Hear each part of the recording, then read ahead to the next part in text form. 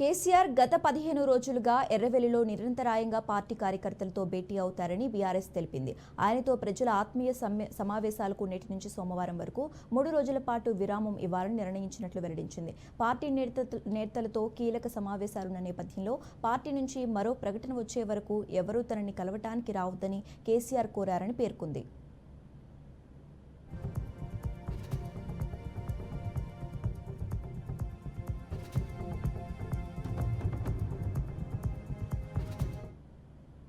ఎన్నికల అనంతరం ఇప్పటికే పలు దఫాలుగా పార్టీ కార్యకర్తలు నేతలతో కేసీఆర్ సమావేశమవుతున్నారు. ఈ క్రమంలోనే గత 2 వారాలుగా నియోజకవర్గాల వారీగా కార్యకర్తలు నేతలను భేటీ అవుతున్నారు.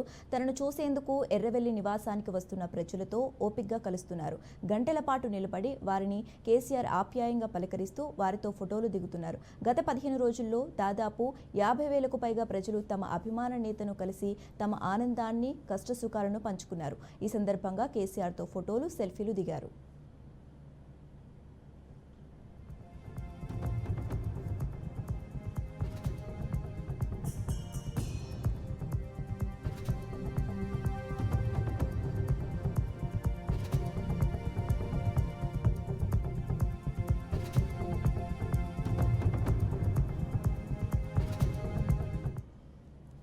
కేసీఆర్ గత 15 రోజులుగా ఎర్రవెల్లిలో నిరంతరాయంగా పార్టీ కార్యకర్తలతో భేటీ అవుతున్నారని బీఆర్ఎస్ తెలిపింది.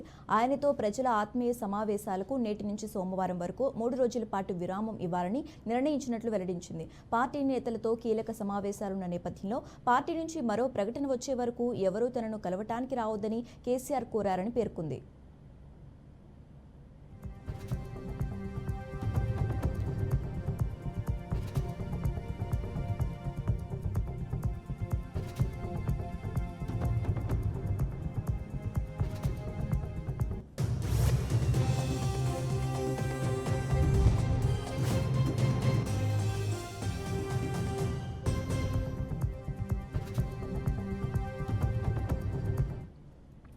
ఎన్నికల అనంతరం ఇప్పటికే పలు దఫాలుగా పార్టీ కార్యకర్తలు నేతలతో కేసీఆర్ సమావేశమవుతున్నారు.